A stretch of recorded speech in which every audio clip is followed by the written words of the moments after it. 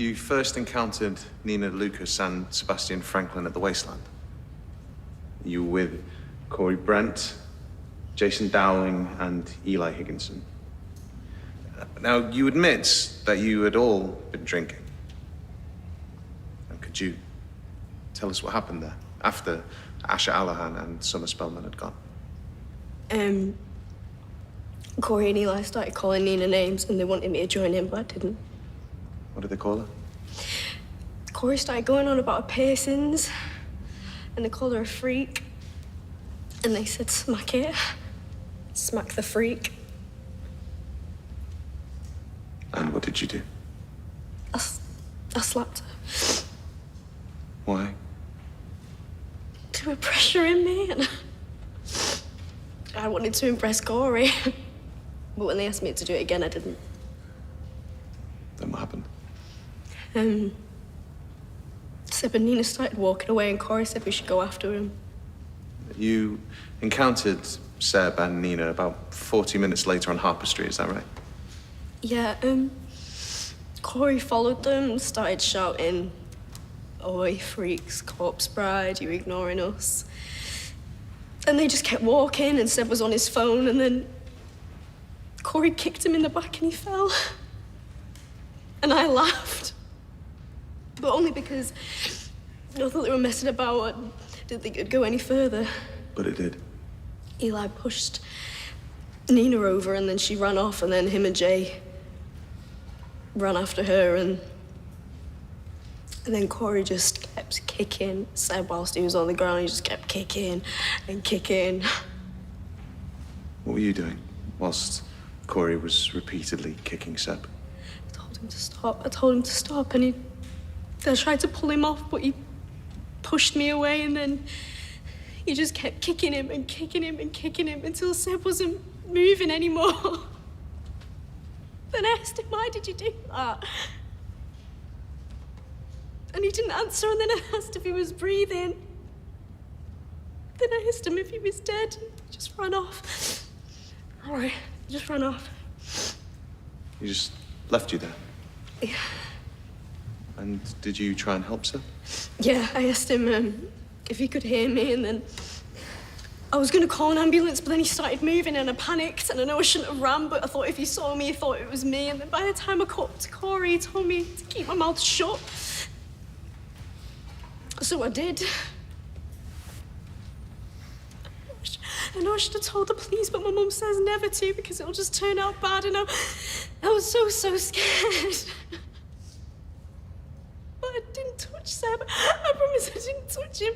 I didn't touch him. I promise I wouldn't touch him. I didn't touch him. God, I'm sorry. You say you didn't touch Seb, but it was only Corey that kicked him. Yeah. Why do you think he did it? I don't know. I agree with you. No real motive there, is there? He was annoyed Seb was ignoring him. He was spoiling for a fight. You admit to smacking Nina in the face to impress Corey. Yeah. Are we to believe you wouldn't kick Seb to impress him? Perfect motive? Well, I didn't. It was him. He took it too far. Too far for someone like you? Yeah. This isn't the first time you've tried to get Corey's attention, is it? On the 6th of April, 2020, you shared a naked video of your friend, Asher, Corey's girlfriend. You shared it to everyone you knew via your mobile phone. A vindictive, jealous act that almost ruined Asher's life. She became utterly traumatized and had to leave her school, all because of you. Yeah, and I hate myself for that. And yet you did it. If you can ruin your friend's life to impress Corey, if you can smack an innocent girl in the face to impress Corey, why should we believe you wouldn't viciously attack a boy you barely know to impress Corey? Because I didn't. He did. It wasn't me. No further questions.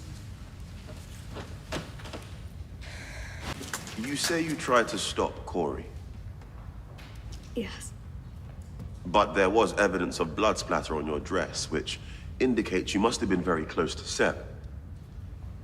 Yeah, because I was trying to stop him. I've literally said all of this. My lady, Can I please direct my colleague to the report which states that the blood spatter pattern on the dress was not sufficient to prove that the witness had any active involvement in the assault? If my friend would let me finish. Yes, do please finish, Mr. Boateng.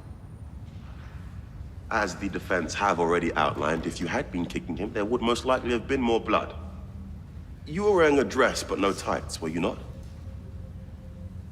Yes. Easy to wash off blood from bare legs. My lady, we have written testimony from Toya Battersby which states that the witness returned home without any blood on her legs. Which is not in dispute, my lady. If I might be able to continue questioning. Yes, please do continue. You did not return home until 9:25 p.m. We have established that the attack on Seb Franklin happened around 8:45 p.m., giving you plenty of time to wash any blood away before you returned home. This is conjecture. Please sit down, Mr. Habib. Why did it take you so long to get back? Because I was trying to find Corey. And when I found him, he told me to keep quiet, and I wanted to tell the truth. He threatened me. Which he denies. Yeah, because he's lying. All we know for sure is that you had plenty of time after the attack, before you returned home, to clean Seb Franklin's blood from your legs and get your story straight. No. I simply want the jury to be aware that a key point of the defense, that Miss Nealon arrived without blood on her legs, does not mean there was never any.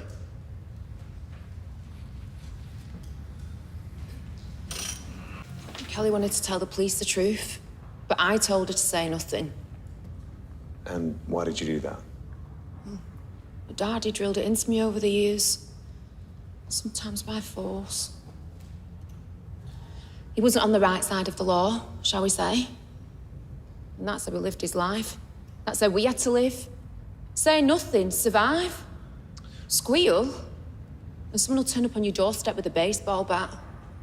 So it's safe to say that Kelly didn't exactly have a stable upbringing. No, I mean, her daddy was generous with his money. But that money always came with a price tag. Keep your gob shut. And how did that affect Kelly? What was she like as a child? Not sure I was good as gold. She did well at school, and she never got into any trouble.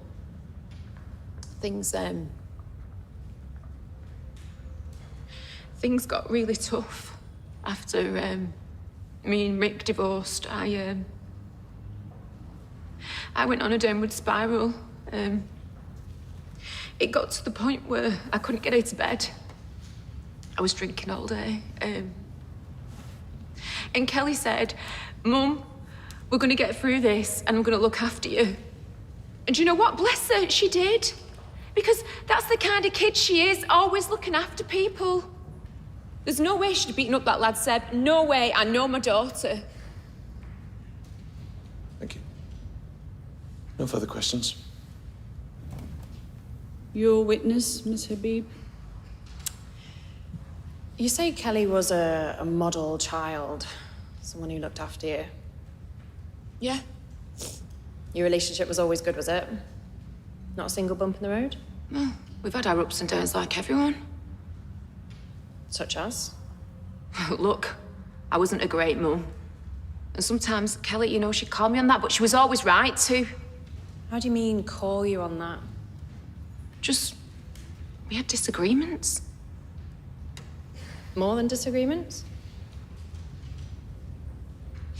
You were recently sentenced on a charge of child neglect. Can you tell us what you instructed your solicitor to say on your behalf about your daughter? I can't remember. I have the transcripts here. Look, I didn't mean it. Mean what? What I said. If I may. You may. I felt physically afraid of my daughter. She was violent, unpredictable, and aggressive. Violent, unpredictable, and aggressive.